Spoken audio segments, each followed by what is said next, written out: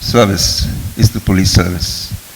Where do you draw the line between the rule of law and a draconian state? Where does mobocracy defeat, or where does democracy surrender to mobocracy? And who polices the policeman? These are elements that cover our civil society and the way we work.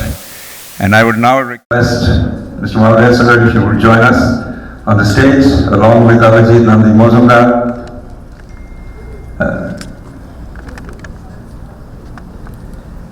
Thank you so much, and we have an applause for him, sir. Thank you.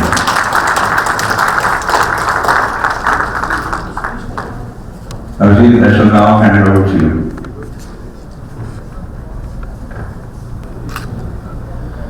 Thanks a lot, Mr. Mukherjee, for that fantastic introduction, and thanks a lot for all of those, especially present out here, for today's interaction. Police of the public and the public of the police. This is today's topic, and we have Mr. Manoj Malviya, of course. This is a very, I have never interviewed Mr. Manoj Malviya like this, and never before, and a very informal person, known him for a very long time. Know more about him, so very difficult to ask him something that I don't know him about, and it's very difficult for him to answer something that I don't know about. So, why have we chosen this topic, police of the public and public of the police? Because we expect the police to work for the public. That's what the public's expectations are. And also, if you look on the hindsight, for the police, they too expect the public to police the area, to be a very friendly neighborhood. That's what the sense of a beautiful community or police-public relationship is all about. So the first thing that I want to shoot to him, that is something, what are your expectations from the public? I mean, we have often heard about outreach to public, reaching out to people, but then as a top cop, what do you expect from the public?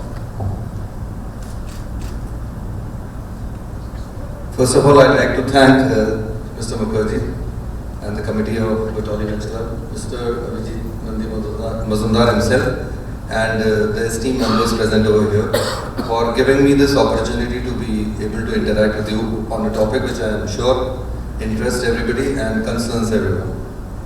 Now we come to the specific question that Abhijit has just raised me. First of all, again I would like to clarify that as far as I am concerned, I have come here totally impromptu. He is a very old friend of mine, as he said, but I refused to sit down with him for any kind of an interaction before I came over here. I said, you come and let people raise whatever questions they want to raise over here, and I'll try my best to answer to the queries. So, making it clear, I'm here totally impromptu. No, great. That's great. Now, as far as the question that he's asked me is that what does the police expect from the public? See, the expectation of the police from the public are not too many. It is the public who has many more expectations from the police, and the police have to live up to these expectations is what I personally believe. The topic here itself says the police are the public and the public are the police. So that is where you can get an answer to the question that you have raised, that the police are the public. So the police basically comprises of members of the public only. Police also is part of the community that is in which it is working and for which it is working. Police people also have their families. When they go back home, they have their friends and relatives, and they also have to face certain issues. So police is basically part of the public only. And in the same way, the second part is where you are saying that the public are the police. And this is very common about the expectations that we can also have, or the public can also have from us.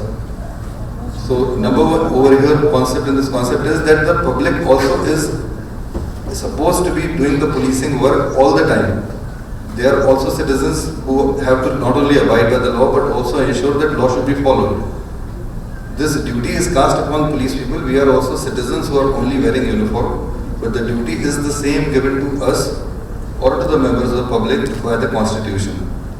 So there has to be an active participation of the public also in bringing matters to the attention of the police when and where it is required, and also an aspect which is not much spoken about, forgotten and not brought to your attention is that all the power and authority given to a police officer under the various laws that we have is also an authority given to the common citizen and the public. And this is something that we don't realize. Again, there are various reasons behind it, we can go into them later on.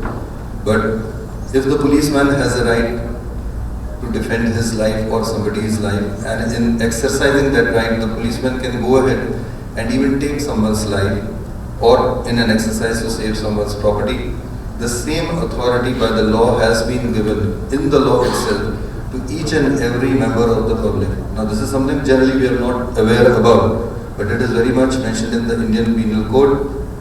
In case you want to refer back, you can go and refer to sections which are known as general exceptions in the Indian Penal Code, where it is clearly stated that if you are a witness to a crime in which you feel that the person in front of you is going to even get a grievous injury, or if he is going to be killed, or you think that there is something going to happen which can result in the rape of a woman, you have been given a right under the Indian Penal Code to take the life of that person who is going to commit this crime. And this is considered to be self-defense. So self-defense also for the third party is allowed. So that is also where I say that public also has a role to play. It is not played very often. Once in a while it does come into play. Senior officers are there to ensure that such people are not taken to task. So the expectation of the police... But if I cut you in here, what you mentioned just now is that if we have, public has the right to defend themselves, that's what you said, right? Definitely. Each and every right that the police has under the Constitution and in the Act has been specifically also been provided to members of the public in certain areas, largely in, as I said, in general exceptions which have been provided for defending your body and for defending your property. So in case you should exercise that right.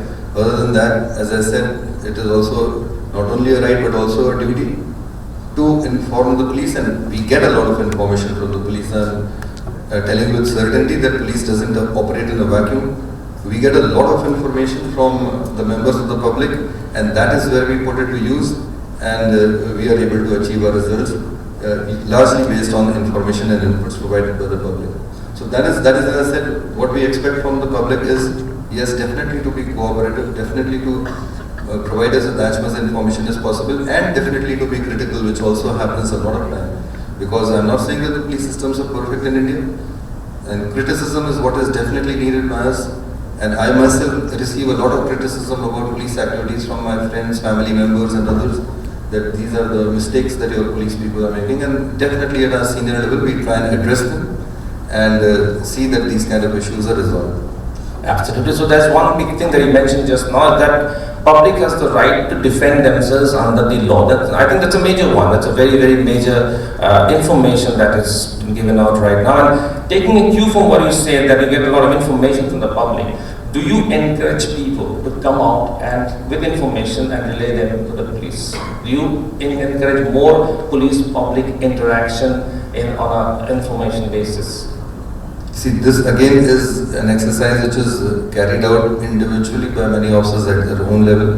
But yes, we do have units, especially called the LIUs, the Local Intelligence Units, which have been set up all over the state. They are in every village that you know of in the state. And the people who have been recruited to work for these LIUs are members of the public. They are not regular policemen, but they are members of the public who have been recruited by us. We pay them, and we are getting a lot of information because they are members of the public. They have other jobs and duties to perform. We also definitely involve them in getting information. So this is basically going down to the village level, from where using the methods of current technology like WhatsApp and all, we encourage them to send us information. And I can tell you again for sure, a lot of information reaches us. At times, yes, the information can be misleading. So we have again a system to cipher through the information and try and get the correct information to the extent possible. So yes, definitely the public is informed by engaging them. Absolutely. Now, moving on, as far as the criminals are concerned, I mean, we have heard about top cop, bad cop, good cop, and the criminals. So, what's your policy towards criminals? We follow a zero tolerance policy towards criminals. What's your take and what's your policy towards the criminals that are at large? See, again in the police we have a different way of looking at criminals as the normal public would see, because our exposure to crime and seeing crime and also the human psychology behind the commission of crime makes us take a slightly different approach that a normal person will take, that we don't really treat each and every criminal as a criminal. There is zero tolerance to crime, but I will not say that we have a zero tolerance towards a criminal. A criminal also is a human being. This is an aspect that we definitely look into. When a criminal becomes hardened, then we have to take certain special measures to ensure that the rowdy activities which are coming out of such criminals or any their acts, they are curtailed. But there are other categories of criminals who definitely need not only our sympathy but also the sympathy of the public.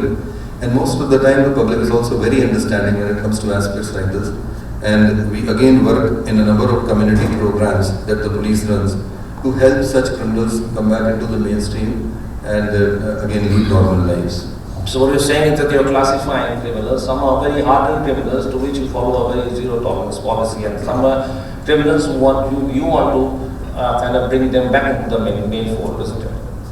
Something like that. As I said, some of the crimes committed by people, any crime committed makes a person a criminal. But there are certain categories of crime, like I would say, one of the areas you can look into is usage of drugs. A person who's caught for usage of drugs is a criminal, but he's also a victim. So now in which manner are you supposed to look at him is you decide over here in the field. By and large what we do is that people who are trying to run the cartel, who are trying to push the drugs, they are the ones we will treat as hardcore criminals. The end users, we are trying to treat more as victim. At once in a while you hear even the end users do get arrested. If somebody is found in possession of a certain drug, the person will be arrested. But whether to look at him with an eye of a criminal or not, I gave you one example, there are many some similar examples. So we have a slightly different approach when you talk of crime and criminals and we look at people. We first look at them as human beings and then later on decide whether he has to be put in a hardened criminal category or whether he has to be treated more in a more human manner. Now, you have a very wide and varied experience as a police officer over the years, and now you're a top cop state.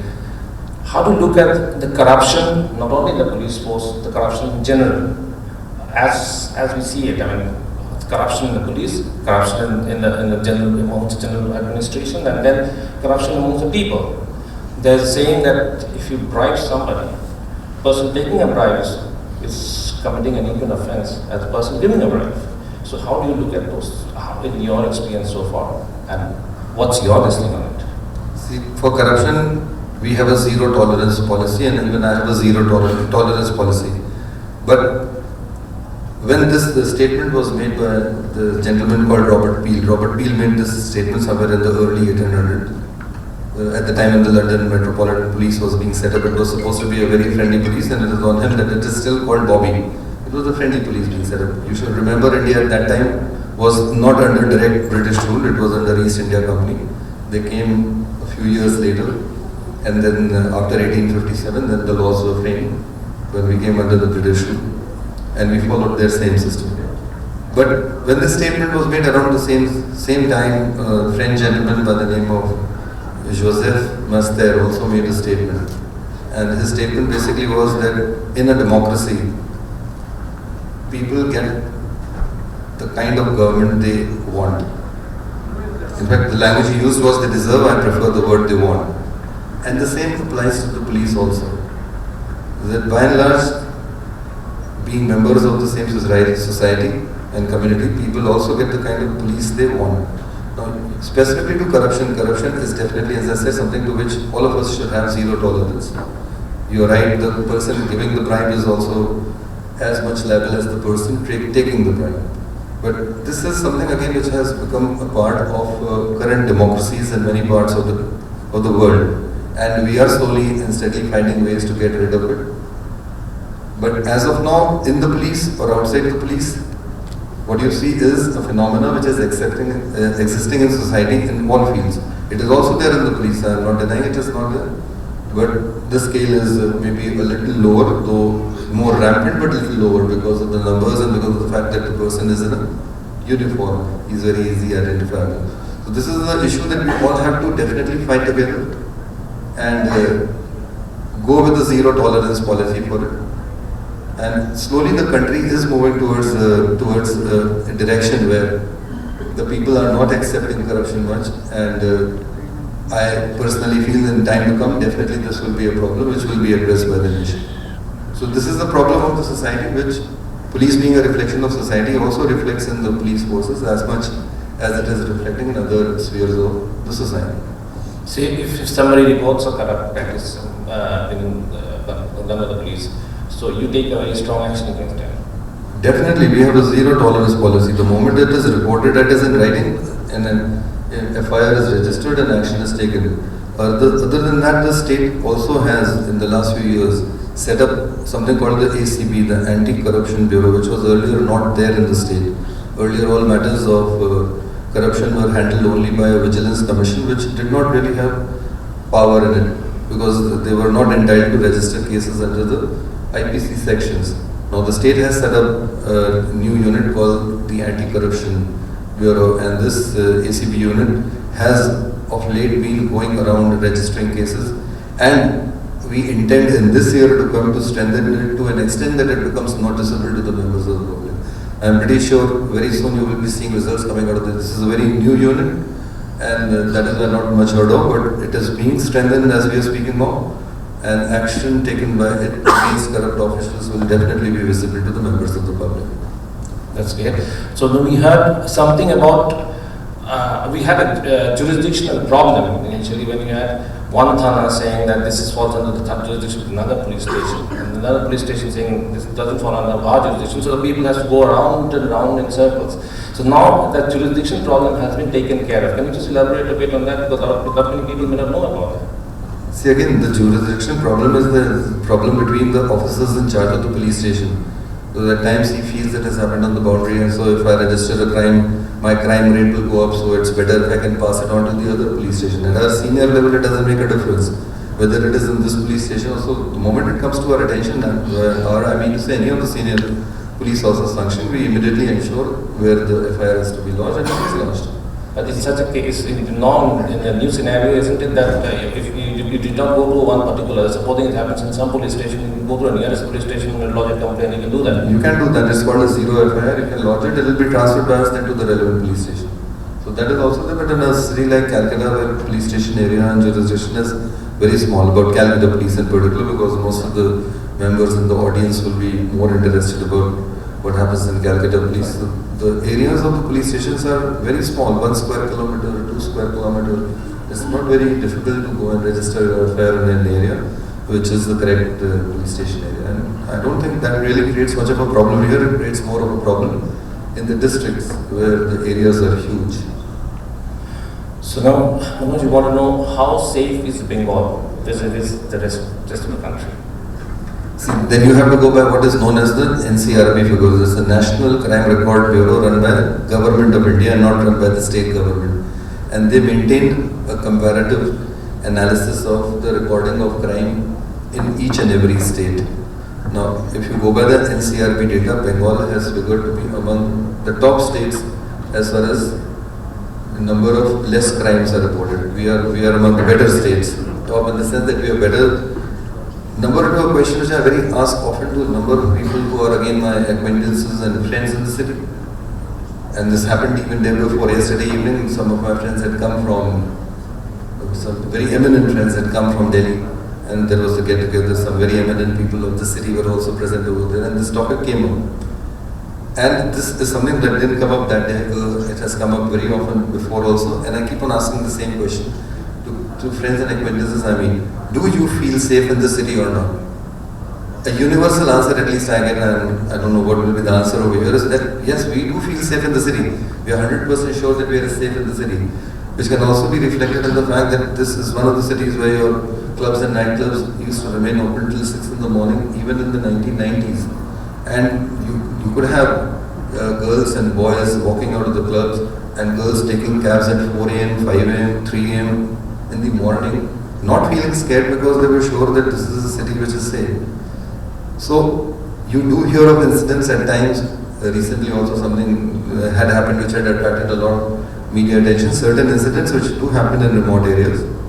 The media definitely reports them and they have every right to report it. But these are stray incidents, and I can assure you that the police in West Bengal very, very promptly reacts to these incidents without having any kind of a bias. That is the kind of freedom that even the government has provided. We ensure that any crime which has happened is dealt with immediately and in the correct manner. Our response rate is much faster than any other agency which operates in India. I can say that for sure. I don't want to go into specific instances, but even in recent crimes which have happened, even in the recent crimes which had happened and which were handed over to central agencies, again will not name the agencies, they were handed over on the basis of court orders within a period of 48 hours or 72 hours. In that time frame, the progress that the state police had made was almost a near completion of detection of the crime, arrest of all the persons who were accused and directly involved in the case, and completing all of the formalities like completing the postmortem as per the report of the Supreme Court that it has to be done with videography and various other conditions. And after that the cases were handed over to the central agencies. Now in some cases I can tell you years have gone by, in some cases weeks have gone by. And I can tell you from my knowledge, you also know it from your knowledge because you also follow in the newspaper. No further means no further progress was made because of the fact, I'm not blaming the agency, because already the state police had done whatever had to be done. So I again ask everyone to have faith in the police, because at our senior level, definitely, without any doubt, as I said, police, the police or the public, we are also part of the same community that we are serving in. We also feel in the same manner in which you feel. If a heinous crime is reported, every senior police officer, I can give you for sure, is on the same page. We talk the same language. It hurts us as much as it hurts you. And so, if you were in the position of the chair as a police officer, whatever action you would have taken, you rest assured that we always try and achieve the same action. So this is the effort that is made at our level. A lot of time matters are the media reports cases in a certain different way, which is, again, I never blame the media because they have a job to do. It keeps us alert on our toes. But the fact behind most of the crimes is the senior police officers definitely have each and every intention to see that the crime is worked out and justice is met to the extent possible. So which means to say that West Bengal police and the West Bengal different agencies like the CID and other agencies can matches up to the agencies at the center, and they have got at par or if not better than the central agencies. I will not say better, but definitely we are as good as any other agency in India. And it reflects in a number of investigations that we have carried out, which have been handed over, in which, as I said, no further progress we saw was made. Because, again, I said the progress was not made, not because the agencies are not capable of doing it, because already everything that was required to be done had been done. So moving on to a topic which affects the members of the public, especially people like us who are very tech savvy, and we always move on in a technical situation. This cyber attack, cyber criminals. So now, things like there's been a lot of complaints about phishing attacks and things like that. Especially it affects your bank account. They ask you to share your OTP. So there are numerous. They have also mentioned about not giving out your OTP and things like that. But despite all of these campaigns, people have lost money. And then now there are two things into it. Number one is that when this cyber attack takes place, how can we defend ourselves? A, and B is even if we lose money in that, if somebody gets lured into that, then how is there a process of getting back the money? You see, this is again a very interesting area which interests, I think, everybody over here. Cyber crimes, these are the new crimes which have come. And yes, a lot of people are getting affected because of that. The police has been gearing up to respond to this. And in getting up to respond to this, we have been able to set up in the last 3 years in the 34 police districts. I'm not counting Calcutta Police, they have separate units. The 28 police districts of West Bengal and the 6 commissionerates which are under West Bengal Police. In all 34 of them, we have been able to set up what is known as a cyber crime police station. So this has been set up. Apart from that, we have set up another crime police station, cyber crime police station in the headquarters over here, which is the CID. And this one is the data mobile police station center. And we have been able to equip them with all the necessary data, the equipment that they require. We have been able to provide them with all the equipment for taking immediate action when this kind of a crime is reported. Now, the whole nation is responding to this, and keeping that in mind, recently a national emergency number has been set up. And it is a very interesting development which again members of the public will be able to realize its benefit, because it is again a new measure which has been set up by the government of India, and we have also linked to it that 155260 system, which is a cyber crime police helpline. Now in this helpline which has been set up in Delhi, we have been able to recently link it up to all the relevant agencies which are involved in which a cyber crime happens, which includes all the banks, all the major your apps through which people are buying, whether it is Amazon, Flipkart, and every state has been linked to it. You can call anywhere from India 155260, and immediately all necessary action to blocking your card, to doing whatever, is automatically done because it is automatically linked to the various agencies. So this is again, we are fighting this menace. It is a new menace. I will not say that today we are fully equipped to stop it totally. It happens on a daily basis. In fact, like before coming over here, 3 hours before, there one of the constables who works in the police headquarters came to me. He's a constable who is working in the police headquarters in an armed police unit, and he fell victim to the same kind of phishing attack that we talk about. We try and educate. You said, how do we do it? We try and educate the public. Further education is required. He also tried to buy something from Flipkart, and then he was not being able to get a confirmation, so he checked up a number on the internet, called up that number thinking it is a support desk help number of Flipkart, and over there he provided his card detail and his PIN. So these people are so smart, they talk you into it. These spam attacks, these phishing attacks, basically what they do is they'll call you up, they'll engage you in a conversation, and they are able to get out your own PIN card from you or your own password from you by asking you to download a particular site and fill it up over there, and it goes to them. They tried to take out 1,30,000 from his saving. They were able to take out 70,000, and by meantime he had come running, and so immediately we used the 155260 system. We were able to block 60,000, which also otherwise would have been transacted, but it happened only because he came immediately.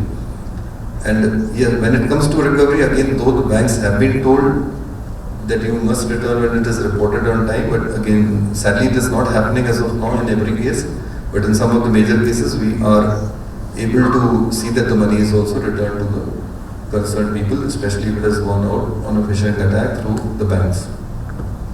Okay, so there's the national helpline number, which is very important, which if somebody falls prey to this cyber crime, they can always call up the national helpline number, and then it goes. Can you just get out the number once more? It's 155260. We will be advertising. West Bengal has connected itself to this number sometime back. Last year this was started somewhere in October. We have already linked up to this number. First we linked up from a 10 to 6 basis. About a month back we made it a 24/7 helpline, and we majorly plan to advertise this. What was earlier 100 is also being changed to 112, which also is not, the public is not aware about it, but nationally 100 has now become 112. And we are also linking up 112 to this 155260. So if somebody calls only there is not aware about the number, he can be immediately directed to, the call can be diverted to this number. So we are also trying to get up, as I said, this is a new phenomenon. People 112 being registered in Bengal? Yes, it has been registered. We have set up an emergency response system in Bhavani Bhavan. It's a massive center that we have recently come up with, worth visiting, and over there we are receiving hundreds and thousands of calls on a daily basis, which we are trying to run, and we are sending up ERSSs in every district as we are talking. So 112 is something that we are planning to take more effective. It is on the line of what is there in the United States of America. We are trying to copy their system. So if somebody falls into a problem, they can call up 112. 112 is going to be not the police number, the national police number. All of it is And on 1002 exists? 100, we are also continuing right now till such time that people are fully aware about it, because if we remove 100, that may not be very productive. So right now if somebody calls 100, that also goes to 112. So 112 is the center now, where all these calls are coming. Absolutely. And secondly, in the social media circuit, a lot of people are lured into different kind of, your photographs are more often put up in the social media circuit, and then all sorts of things happen in the social media. So we have heard about sites being pulled down, sites being monitored. So what is the status right when somebody falls prey to such kind of activity, such kind of blackmailing technique? So what does one go and how to take it forward? In this area, definitely the police has become very sensitized and is taking action, especially when it comes to destroying somebody's reputation or going after someone and harassing them. And definitely when it comes to the attention of the police, we are being able to track down all such people who use social media networks to harass. In fact, last week only, we had the entire team of Meta from Bombay and all over India. And Meta is what handles now Facebook, Instagram, and WhatsApp.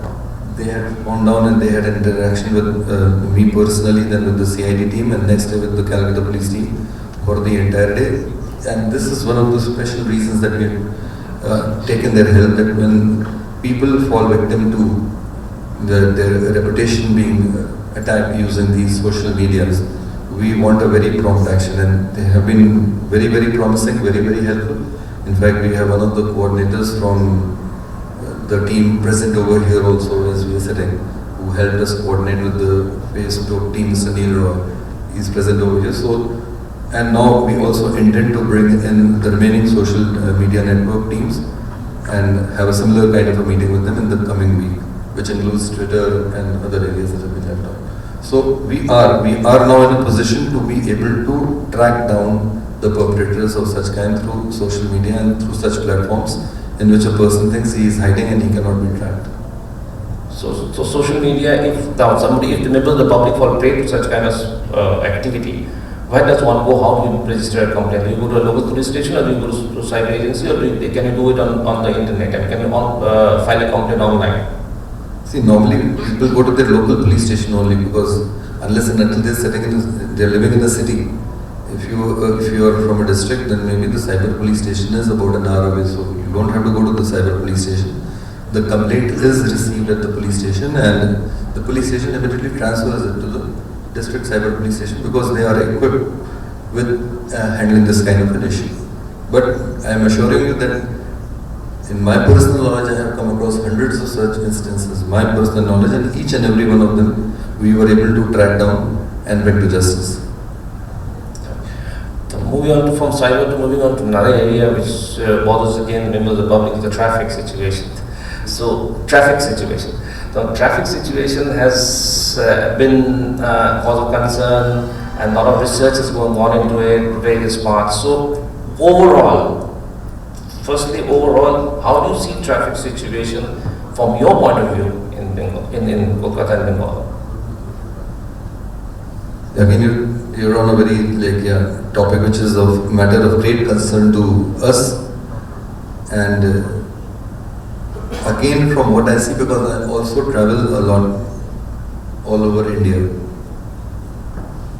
Now, there was a time when people used to say that Calcutta traffic is one of the worst, and they used to say that this city is also, people who say, there have been comments from luminaires who would call it a dying city, you know.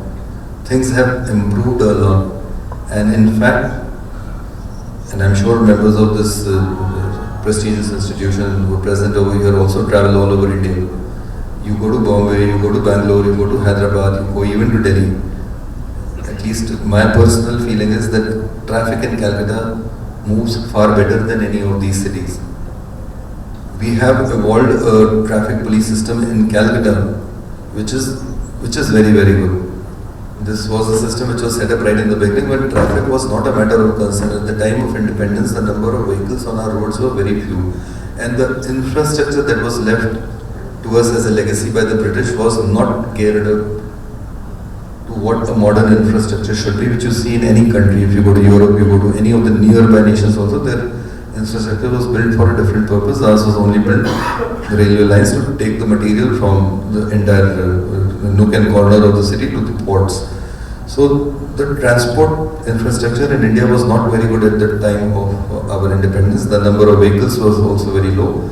And because attention perhaps was not paid properly at that time to urban development and planning, the roadsides were encroached upon by people, and because of the democratic right of people and the concern for human beings' lives and their property, it came to a position where widening of roads had become near impossible.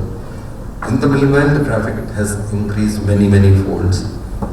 Now again, we are reacting to that. In Bengal, there were hardly, other than Calcutta Police, which was very strongly equipped, the percentage of police personnel in Calcutta for traffic is one of the highest anywhere in India, beats any other city flat. If you go to Delhi, which is the capital, you'll never see a traffic policeman on any corner. Here in Calcutta, you will find a traffic policeman on every corner, you will find traffic sergeants. We have perfected ways of one-way traffic systems, which again you will not see in any other city. And I would not say that there are traffic jams in Calcutta. At times there can be a little delay for other reasons, but traffic jams are not to be seen, which you will come across in other cities. So Calcutta has done a great job. As far as the rest of the state is concerned, from having less than 50 traffic guards, in the last 2 years itself, we have been able to raise another 200 sanctioned and some unsanctioned traffic guards, and the number is now about 253 traffic guards that we have. We have been able to recruit a lot of people directly for traffic purpose, and so the percentage of traffic policemen in West Bengal has risen from 1% to close to 9% of the entire force. In terms of sheer number, it has risen from about 500 to 5,500 traffic policemen who are regular policemen. Plus, a new initiative which was taken by this government a few years back was to take people as civil volunteers, which is again part of community policing. Police being the public, public being the police. Civic volunteers were taken, and we have about 15,000 civic volunteers who assist these traffic, the 5,500 policemen, only for traffic duty. At the same time, there are infrastructural problems which do create a problem in some areas. We are studying those problems. We have a regular meeting. There are 2-3 bottleneck points in West Bengal which need to be attended to, not only by just deployment of police people, but also by making infrastructural changes over there. Like Dankani is there, nearby Satragachi is there, the T point where the road meets is there. Between Surya and Rampurhat there is, we have now a proper traffic unit which is studying these problems, how to remove the infrastructural delays, and to see that police people in traffic uniform are posted in sufficient number at all these places to ease out the traffic restrictions. So we are paying a lot of attention to it. I will not say that we have been able to fully achieve our target, but I am sure that in time to come we will be able to provide a much better traffic management system than what was earlier existing and what is there today. The traffic fines have gone up immensely, and but do you have that kind of infrastructure? Because when you say you cross the stop line, for stop line violation you have certain kind of fines. For crossing, for going into next lane, you have another kind of fine. Of two-wheelers, three persons on two-wheelers, you have a certain kind of fine. So do we have the infrastructure to implement those fines, or do you have, because most areas we don't see any stop lines? See, fines when they're raised are raised by the government as a matter of policy. And earlier the fines were very, very abysmally low. Now, if for violating, a study which was done about 3-4 years back by our Union Transport Minister, Mr. Nitin Gadkari, which is available on internet, any one of you can see. That study itself says that more than 75% of the driving licenses in India are fake. In that study they found. The penalty for owning a fake driving license is rupees 100 as per the MV Act. Now how does it deter a person from then obtaining himself a fake driving license if this is the kind of fine? So he himself argued and recently has been able to get it amended. The fine has been raised, the punishment has been raised. 1 month imprisonment or 100 rupees fine. Who will care? So fines and punishment, they have definitely been redefined recently by increasing the amounts in both of them, and similarly an effort has been made by various governments also to raise the fines so that we don't want to be all the time punishing. We want people to be law-abiding themselves. So by increasing the fine, the onus is again on the citizen, which could even be me tomorrow. In fact, I have also had to face traffic fines in Delhi, where when I go at times I'm not in a police vehicle and I'm in my own personal, and I have to pay them. There's no way out. And yes, definitely you have systems now. Slowly the technology is taking over. Modern technology is taking over. And it is helping us in many fields, including in the area of traffic, by installation of these CCTVs from which we are getting a recording of violations, which are quite accurate. It's like the third umpire decision in cricket, that now you cannot deny that you committed this violation and for which the fine has to be paid. That's a very dangerous revelation. 75% of the driving license are fake. That means people behind the wheels are novice drivers and accidents can happen any time. So that is why the now drive has been carried out to curb this menace also, but still it is there. It's not deniable, it is there. So we have to come up with now biometrics in your driving licenses, which is what the government has now indicated. So that I think will help reduce this menace. No, one area is like we all believe a city bustling with life, or should all bustling and bubbling with life, should also have a good nightlife. So you have a nightlife when you have the discos and the pubs all in operation.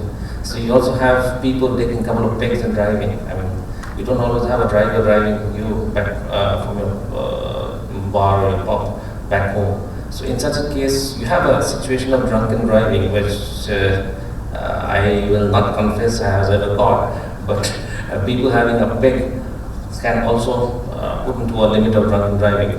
So how do you respond to that? Because there is a general feeling that if you take a couple of pegs and drive and you are in your senses and you are doing well, then you might as well, I mean, there's a very thin, very straight thin line on that.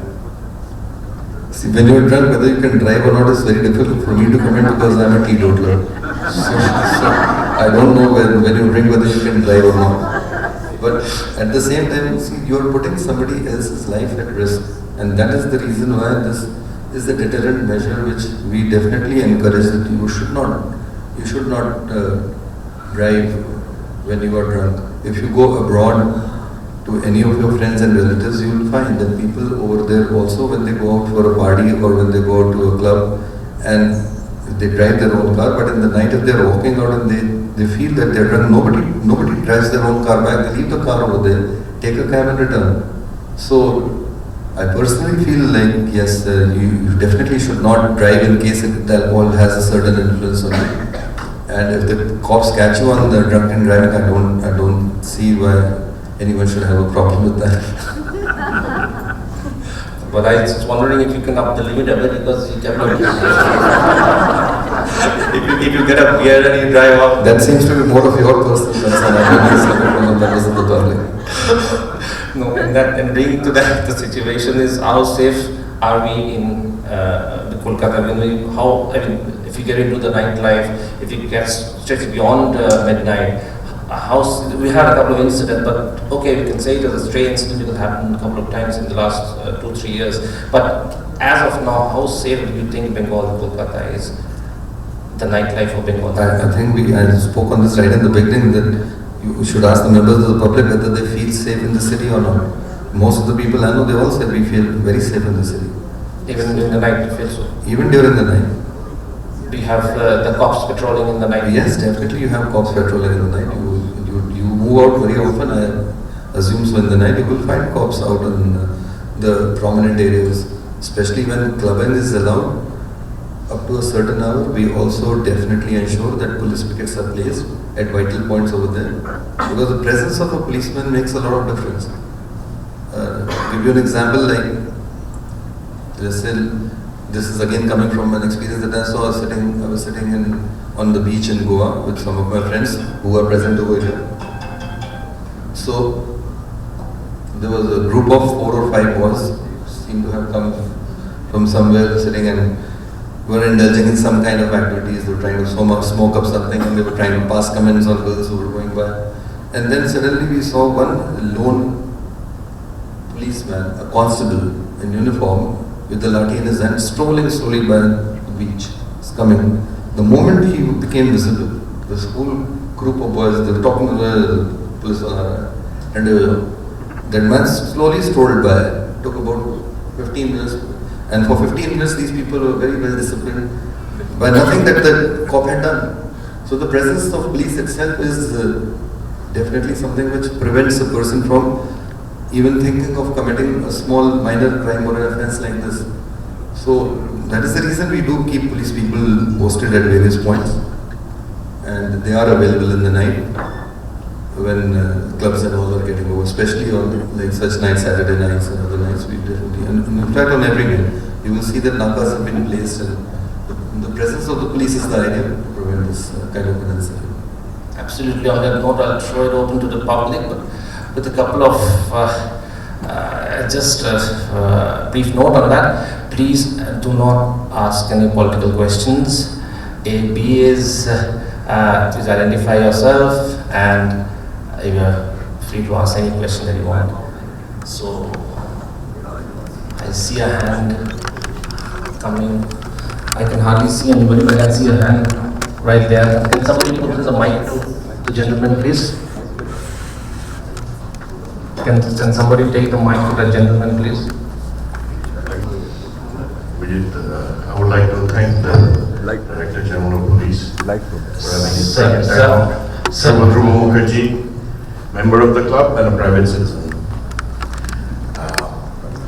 We thank you, sir, for having taken time out. But I regret to say that the comments I have to make will be less than congratulatory on the basis of my personal experiences over the last 4 months.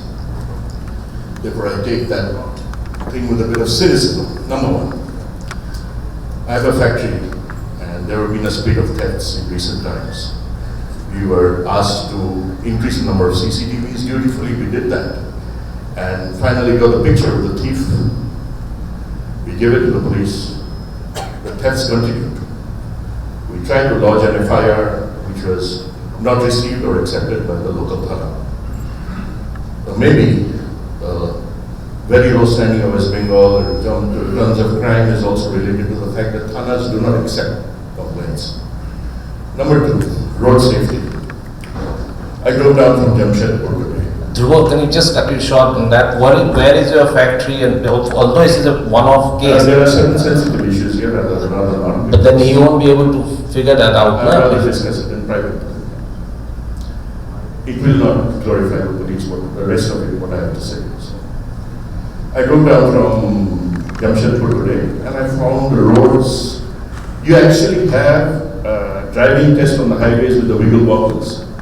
You also have them on the cities. Now, they're a dangerous addition to high-speed highways, and I fail to understand their purpose.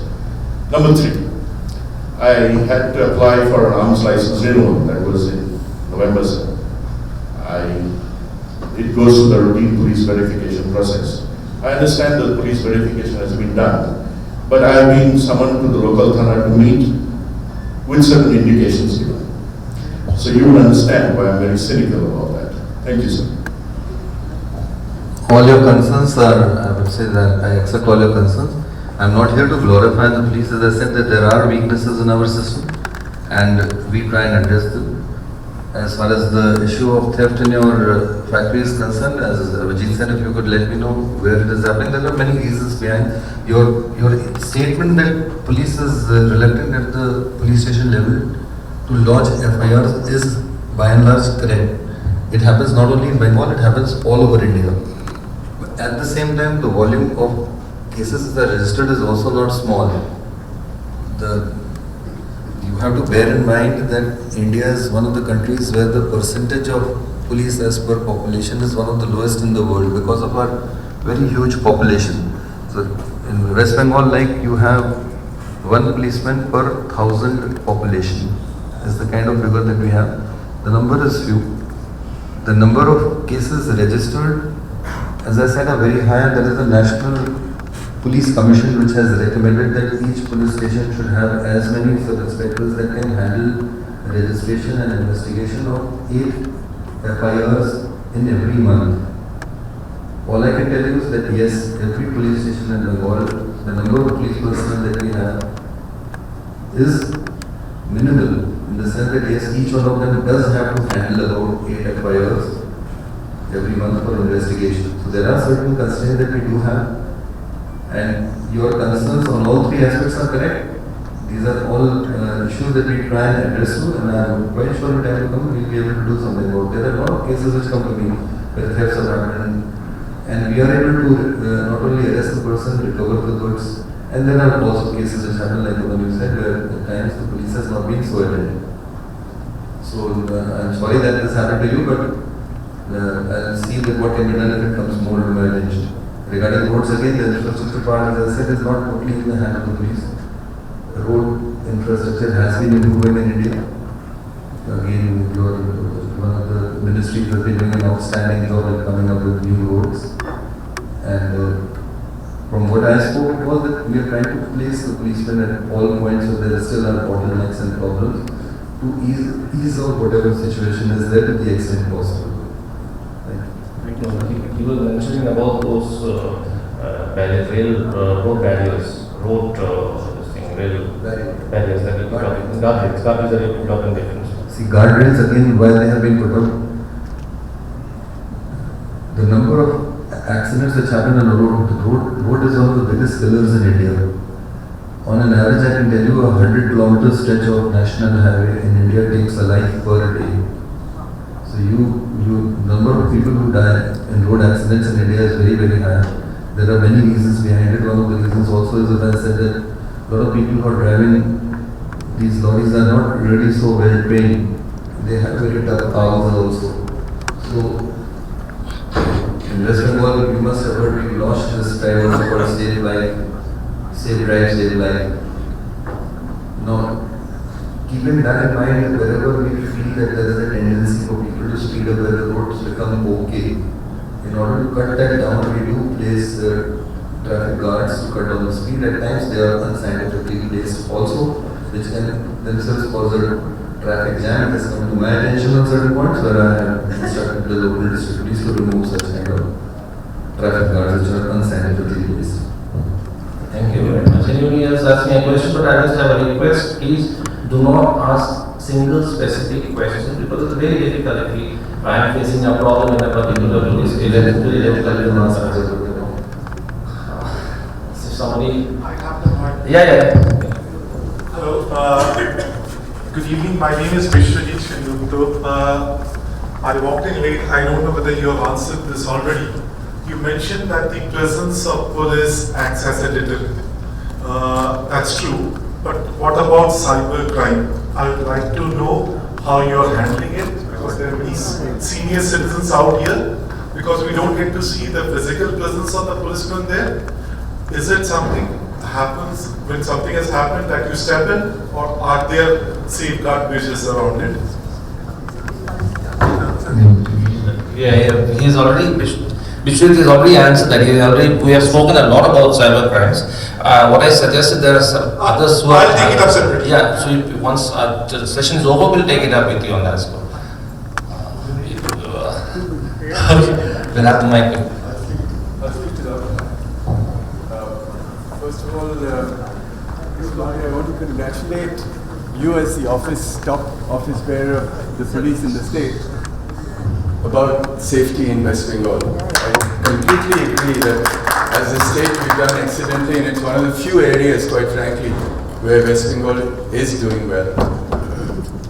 As far as the state is concerned, I have a question not relating to traffic or people, but relating to elephants. Related to? Elephants. Elephants. West Bengal has 2% of the population of elephants in the country and 20% of the deaths. A lot of the deaths are because of deliberate electrocution by farmers, many of whom are on illegally occupied land, and they electrocute the elephants because they lose paddy to the elephants. Now, the reason I'm asking you this question, sir, is that the forest department is put in front as the department that should be taking care of this. Whereas in our simple-minded view, it's a crime, it's a murder, and the police should be the ones who should be leading the charge. And yet this doesn't happen. We find over and over again across the state that the forest department is the one that is made to carry the burden of investigating and taking penal action rather than the police. So I'd like your comments on that. This is a topic which can go into discussion in itself. How to save our planet and how to save our animals, and even the elephants are becoming an endangered species. This is something more typical what happens in North Bengal. All I can tell you is that you are correct that this is basically a problem to be addressed by the forest department, and they definitely need the police support in order to address to this menace. There is a clear instruction from us and especially from me, especially for North Bengal, to take care of not only elephants but various other aspects over there which affect the environment and the human beings as a race. So even felling of trees and various other issues which happen in North Bengal, the forest department is being provided with full support and full help by the police department. We keep on holding meetings with them and keep on asking them whether they need our help. So that is what you're saying is correct. It does happen. Even over there, herds of elephants move around at times that they're crossing a railway track and the train hits them, which is just an accident. But deaths happen because of that also, which is also very sad. So we are in the police definitely there to help the forest department. But this issue, as I said, can take a full session of arguments and discussions between us. So is there a law against the farmer that you say that they are being deliberately electrocuted? Is there a law which can, which we can find? There is an act of animal cruelty in which if somebody does report, action can be taken. Normally the complaint has to be brought to us through the forest department, but it can also directly be given. There are various agencies in India which are working to that. Ms. Menka Gandhi has been very active for not only elephants but even for stray dogs and various other animals. She was of late involved about camel trade which was happening across our border, camel. And camel is also an endangered species. We went out of the way to help her agency and we were able to bring an end to this menace which was happening in districts like Malda and Uttar Dinajpur. And she has been very appreciative of the fact that West Bengal police has been able to bring this menace to a near stop. But also she is apprehensive that if we are not careful again in time, it might happen. So let's see, it's a catch and mouse game. Yeah.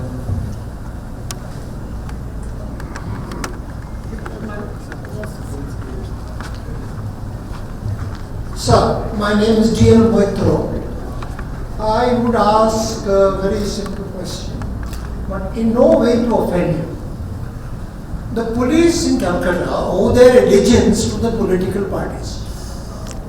There's no doubt about that. Your responsibilities are curbed. I have seen a lot of local ruffians treating respectable officers with great disrespect. What is the answer that you have for this? Do you have an answer? Or there is no answer to it? And the second question is that a large number of people who are affiliated to some political party or some other agency have been caught in the wave of corruption. Charges have been filed against them. They have been sent to jail. They get bail. They come out and the case is closed. Does the police have any hand in this or no? Thank you. So this is a very general observation you made. We can only discuss this in specifics. If you have any specific case you need to discuss, I'll say that we can do it in person. But otherwise, police also doesn't operate in a vacuum, it operates in society. And at our senior levels, I can tell you that you may have this feeling that police or other agencies of the government are totally politicized. It is actually not so. There's a very healthy interaction at our senior level. Basically, if you see what the bureaucracy was set up was to assist the government which comes into power all over India. So there is a government which is elected by you. As I mentioned earlier, the statement which was given by Joseph Master was, people will get the kind of government they want and deserve. So you bring in the government that you have elected. You deserve is the word he used. So you get the kind of government you deserve. And the government over there, then once it comes into power, is supposed to cater to your needs. Bureaucracy is there to provide help to this government. So there is the interaction definitely between the politicians and the bureaucrats.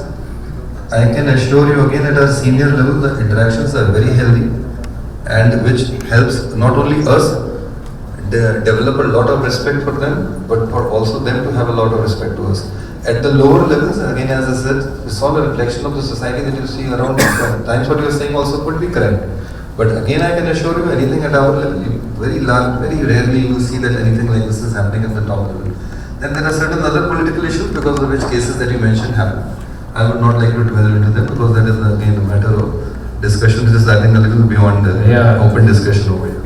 Absolutely. There's a question here. Please, thank you for your valuable time.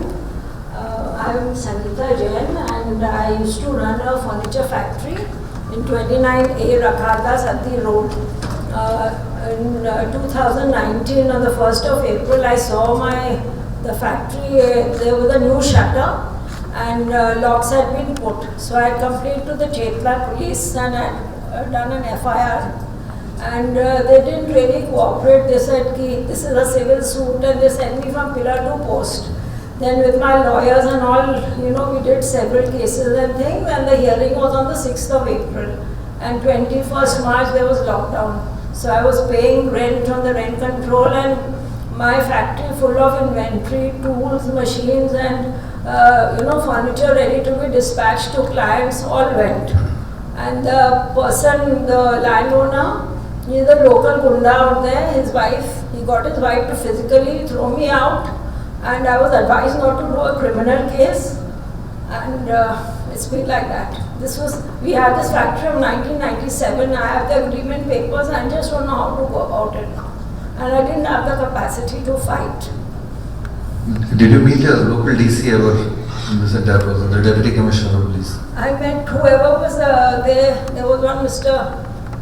Mazumdar in Chetla, and whatever the lawyers advised me, I did that, but I just ran from pillar to post, going to the court and waiting, and I just lost. I appreciate your concern. Again, what I will say is that public expects the police to be the first defender. No, I asked them at least stop them from taking over till things are sorted out and whatever is just is done.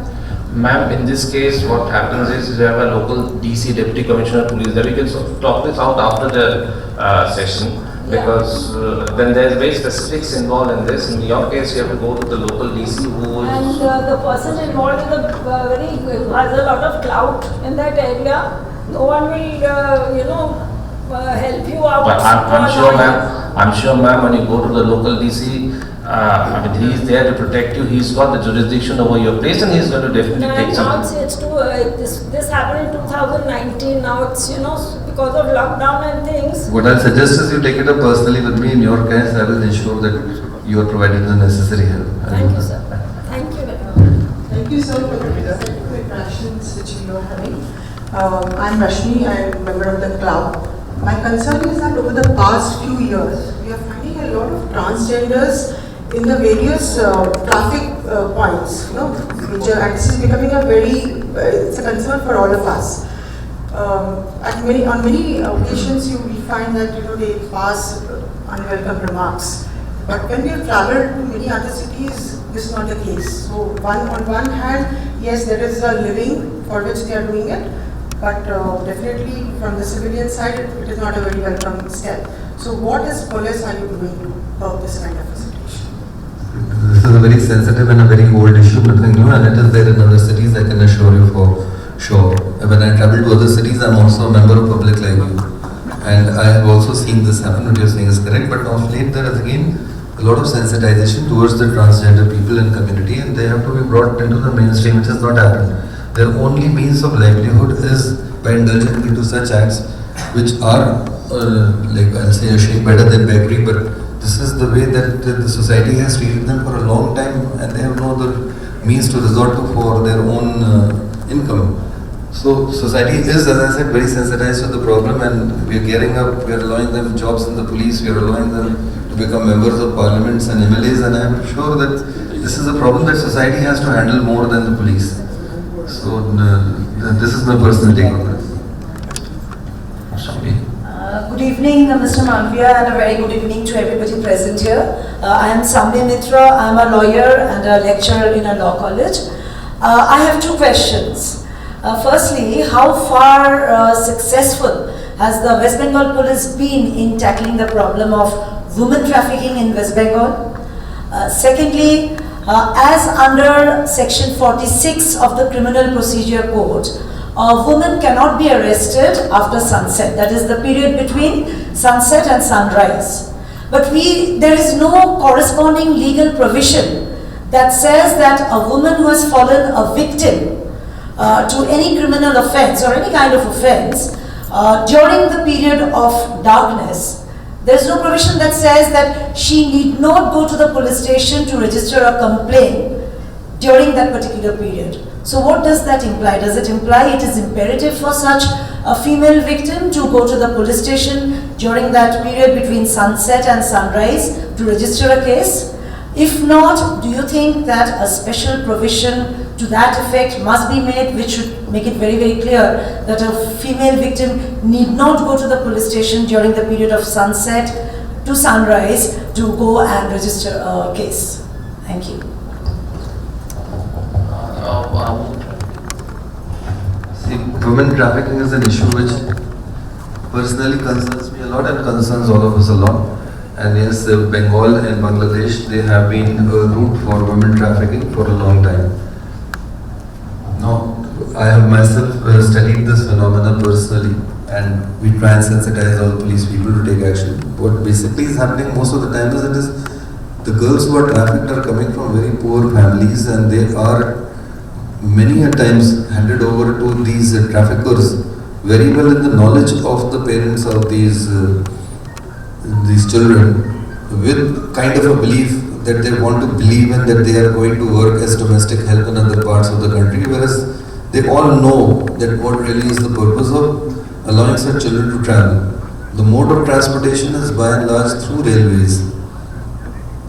What we have done, and of late we have been able to stop them at various points, but we have also faced a lot of problem because of this. That the children who are going, what we've done is basically that we've taken over the PNR system and we've set up the GRPs and the Railway Protection Force at the police station to go for random checks, especially in general compartments, and to run through the reservation list to find that 3-4 children if they're traveling with one adult to keep an eye on that. So they're at times resorting to reservations where it is easier for us to track.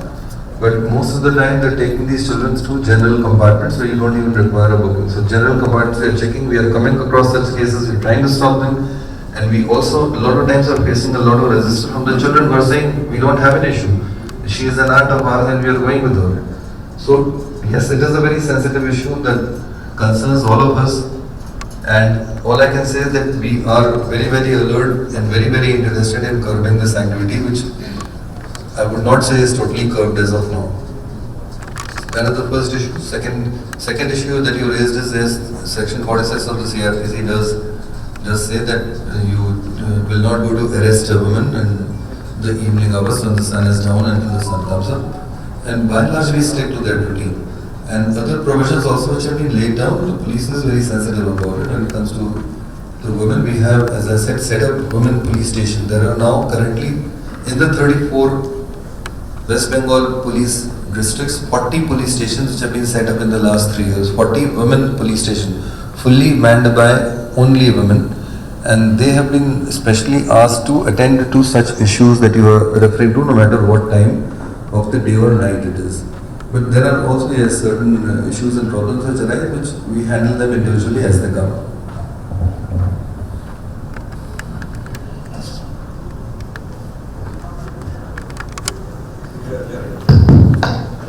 Good evening, sir. I am Samadar from Twali Club and I work in the Tatas. Two quick questions is that in police force, do you have any system of learning from the best practices worldwide? I'm sure you must be having a police conference, learning from something which is happening from, let's say, Scotland here or some other place. I just wanted to know. Number two is, in Tatas, we also have a system of recruiting LGBTQ. And it is there in many of the countries, many of the police force. This question came up that this creates nuisance in some of the street crossings. I'm sure the Calcutta Police Force has done a wonderful job in recruiting women, equal opportunity employer. I think you must be also thinking in this line. Thank you. So both are fairly easy to answer. First is yes, there are training programs throughout our record and service training programs. We definitely do specifically look into best practices from all over the world. And we are trying to adapt. And at times, I can tell you that the Indian police is almost on par in bringing in the technology when it is approved and brought about in the rest part of the world. Today, the world is very well connected, so if somebody comes up with the technology in the United States of America and it is effective, which is almost brought to our attention within the period of time, you can say about 1 or 2 months, and we try and adapt to that. So, that is the first question. And regarding the LGBT community, yes, recently an order has been passed with the government saying that they can even be recruited for police jobs. So it has recently been passed now they can join the police force as members of the rebel force. Good evening. My name is my name is Narendra Gulati. I am a member of the club. I have an observation, and I would like your comments on it. When one is abroad and I see a bobby carving, one feels very secure. Did he go to bed for it? On the other hand, when you are in India, if a bobby police constable is coming, you get scared. Am I right? If only if you have a criminal intent of mind, you should be scared of seeing a policeman. Otherwise, I should be afraid of seeing a cop. Anybody else? I told you about those boys. They were planning to buy some illegal stuff and use it. They were scared the moment they saw them. Other people felt very safe when he walked by. Mamta Bhargav, ma'am, wanted to ask a question.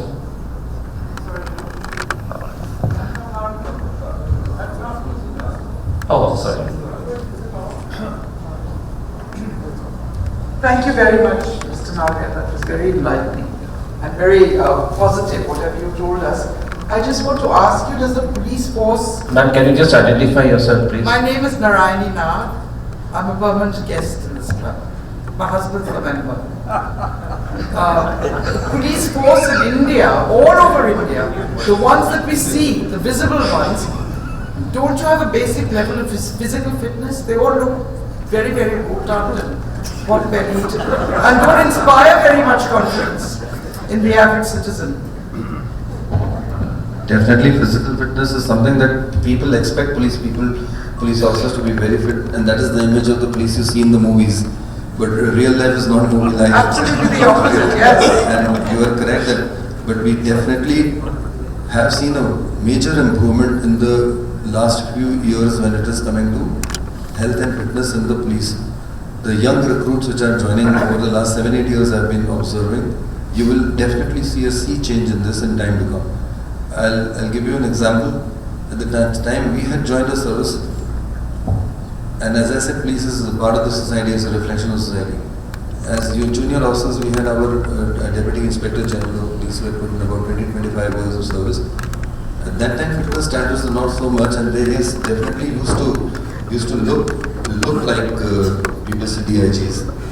Like they would put on weight, and fitness standards are not so much. There is a sea change. If you come across, even today, you come across senior IPS officers all over India, you will find fitness levels have gone up, and the same thing has happened in society. As I said, it is a reflection of society. At the same time, the friends of the DIGs whom they were mercenaries were also not as fit And with time to come, I see around me members of public are also becoming conscious about their fitness and health. And there is a sea change happening. It is for everyone to ensure that they remain as fit as possible. And we in police also are striving towards this to ensure that our coming crop of policemen is very, very fit. I don't think you will come across too many overbearingly overweight police people today in Calcutta. Unfortunately, I have, you know. I only see a very, very pot-bellied and portly men. Where are the sergeants on the bikes? They look like, you know, very fit, agile policemen. They've gone. You're saying athletic sergeants on the bikes are looking fit, and then the traffic policemen standing there also fit. That image you had of policeman like that film star was there, Pinchu Kapoor. That is now slowly going away. Slowly going away. I am not referring to any policeman on the. No, what happens is, ma'am, what he's trying to say is that over the period of time, when he's speaking about fitness in police, he's speaking about things that have started, say, about 5 years back. Now, these cops are about, maybe they joined service about 20 years back. So they're carrying over that legacy. Now, Manoj Malviya himself has been a very smart officer from time immemorial, and I've seen. And there's another top cop. Yeah, he's also it's not a mutual admiration society. So he's also. So what happens is that I know for sure that they have put in a fitness regime in place for the cops. And then we also have now in-service training programs. Earlier they were not there. Police people have a very tough routine when it comes to the work that they do at the police station. They are overworked.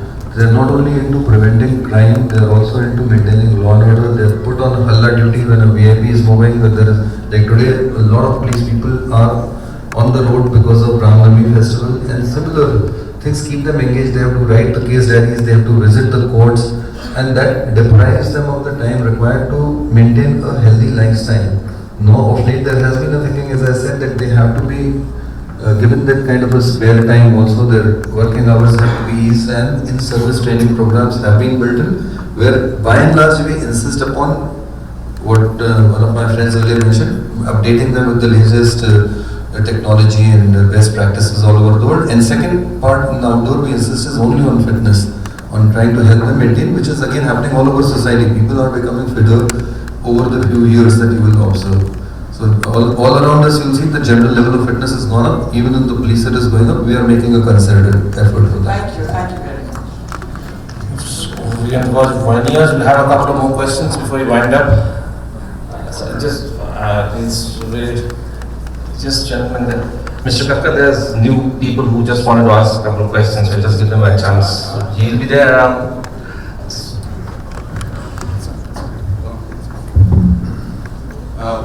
My name is BJ Mukherjee. I'm a member of this club. I'm asking a question which may not be totally relevant to police, but may have an implication. The Thakuria Lakes, I go for a walk. Previously the timings were very less. Right now timings have increased slightly, but it is nowhere close to what was the timing before the pandemic. Now, after pandemic, everything has opened out. So why would the Thakuria Lakes or any other place not open out fully? Is there any police recommendation about it? That's why I wanted to know. I know it's not directly command of the police, but is there any police recommendation? The timings are set up by the KMC, but this matter has also come to my attention from some other parks where people were going for walks. I have personally taken up this issue with the Commissioner of KMC about a week back. And we'll restore, I am sure that he is agreed, he will restore the timings back to what they were originally. So people can go for morning and evening walks. Thank you. Say one last, yeah. Man there. This concern is correct. I mean, that has been pointed to me by many other people. Good evening. My name is Kosturi Raha. I have a certain question to Mr. Malviya. When the transgenders, they come into the house in a huge gang, and if a little child is born, they come into the house and they literally attack the householders. They don't listen to the security guards. They just push their way in. It has happened recently in our home when they just saw some the clothes of the kids hanging, They thought newborn babies were in the house, and they wouldn't listen to the guards, and they just came in, walked in, washed themselves. And when we told them there were no newborns in this house, they wouldn't listen. So in that case, where do we go? Do we go to the local thana? They won't listen to us and the demands are so high. I understand they need some financial help, but the demands are just too much. So what do we do in that case? That is my question. So Thank you. You correct, this has at times come directly to my attention through some people that I have known. When it comes to our attention and comes to any other perhaps senior officers, police attention, we definitely immediately send the police. Where they cross the limit, the police definitely interferes and drives them. When the police arrive, they run away. But yes, it is a menace, it happens once in a while. It's a problem society has been facing for some time. The best recourse I'll say is definitely inform the police station, inform them that they are now crossing the limit and trespassing the house and doing something like this.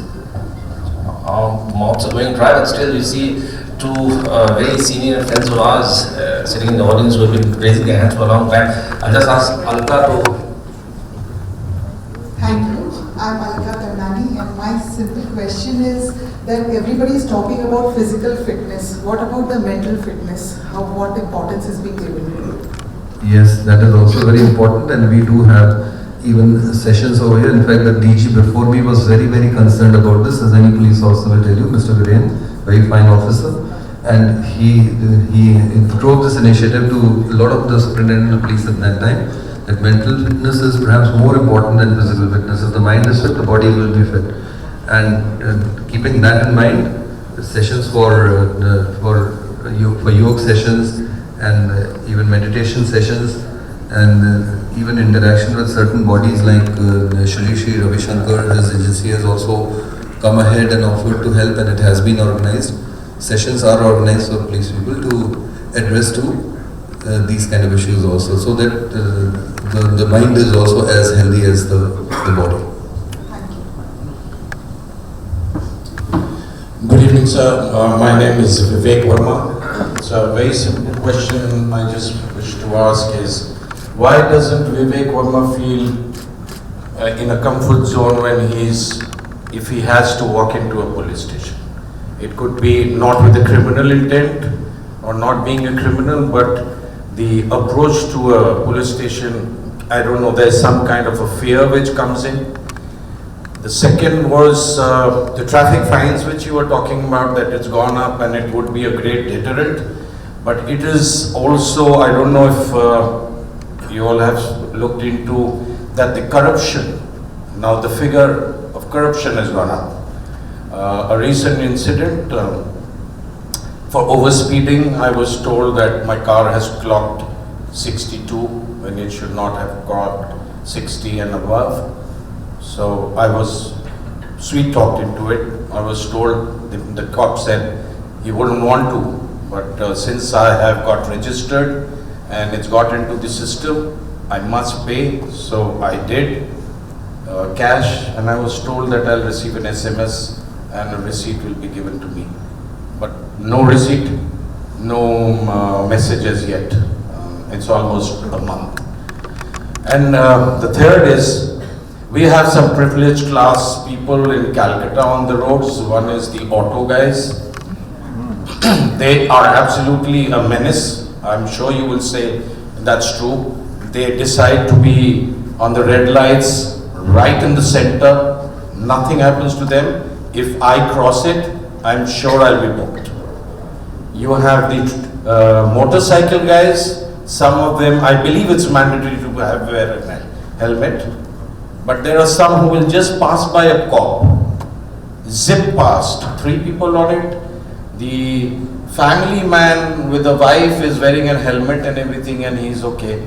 But these guys, whoever decides, can go out and zip around and they are not fined. So I don't think it's an equal playing field.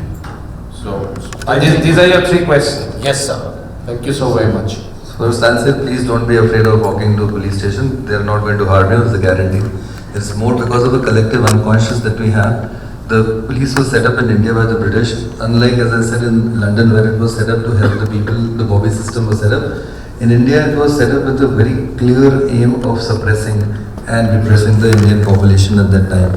The khaki uniform was associated with that.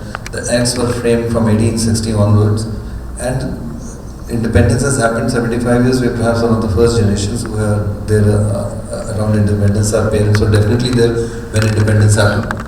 This is a collective unconscious feeling unnecessary is there that like police is something that we have to be scared of. Though I do agree to a certain extent, and it was earlier more and slowly it is reducing.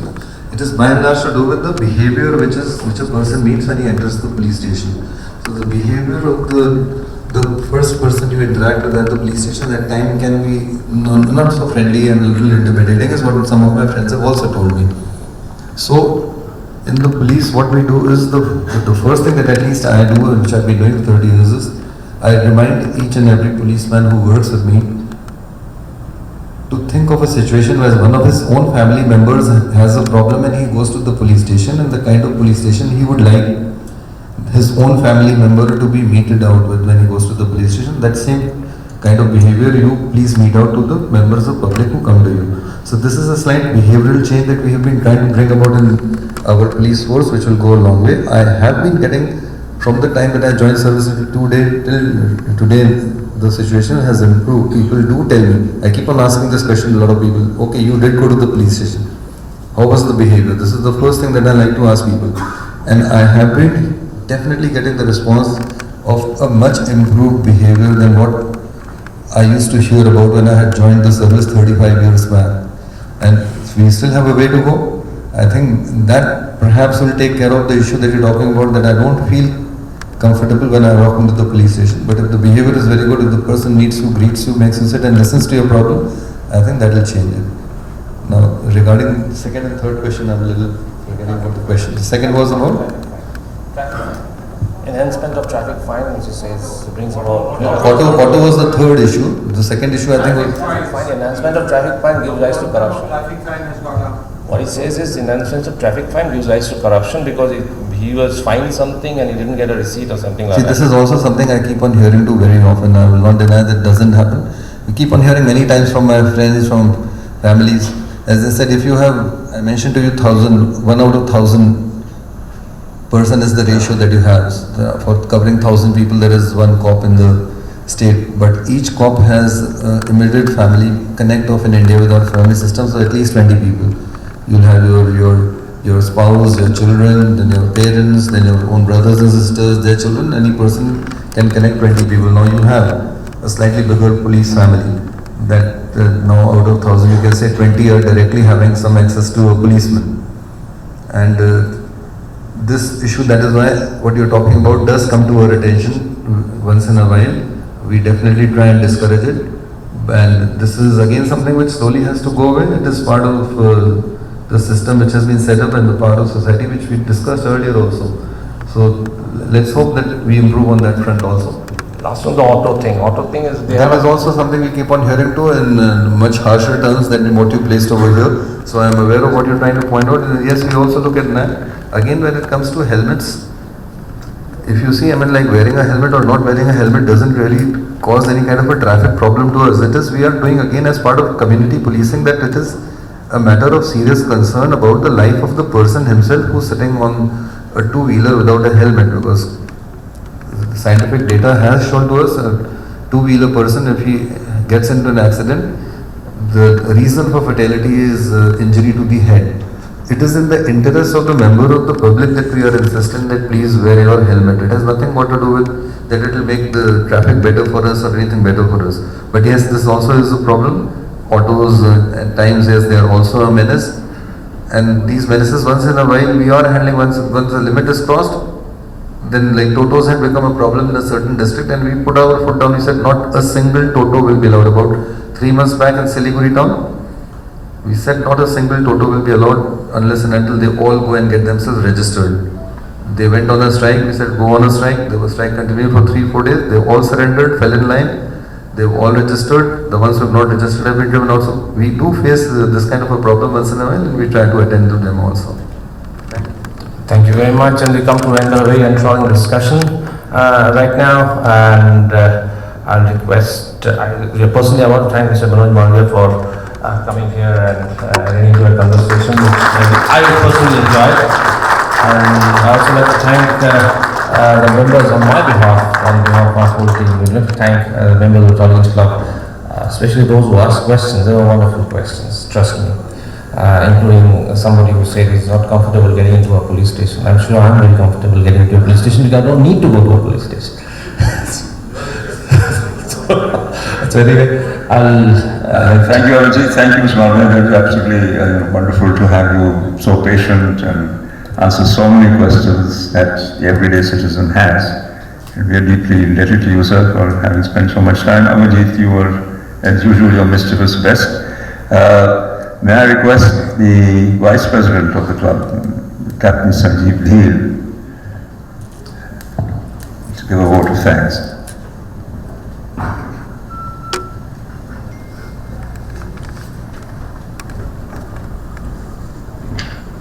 Good evening, ladies and gentlemen. This has been a fascinating and stimulating session addressing key and critical issues that impact all of us in our daily lives. On the onset, I would like to thank Mr. Malviya once again to be with us this evening and share his perspective in so many issues. Thank you, sir. We are deeply indebted. Thank you, Abhijit, for being the driving force, initiating and organizing this wonderful evening. And last but not the least, thank you, ladies and gentlemen, for being here and being so participative in the discussion. Thank you and have a good evening. Thanks, Sanjeev. I request our President, Mr. Jaydeep Datta Gupta, to come up. It's a small token of our appreciation for your having come to us.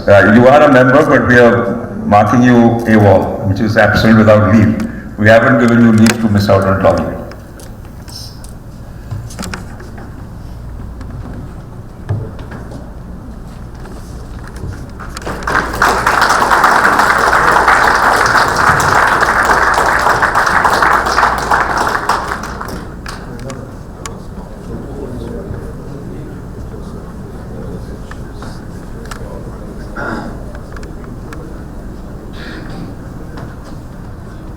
And also, Abhijit, thank you for being a moving force. We could not have seen Mr. Marvin if you had. Not as I said, you made it like miserable to get in here, but we are indebted to you too.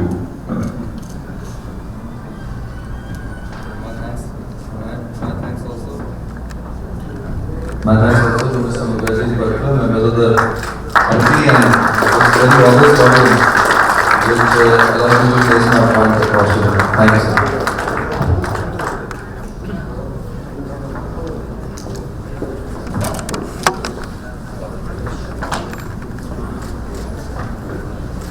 আরও খবরের update পেতে subscribe করুন আমাদের YouTube চ্যানেলটি আর bell আইকনে click করুন notifications পেতে।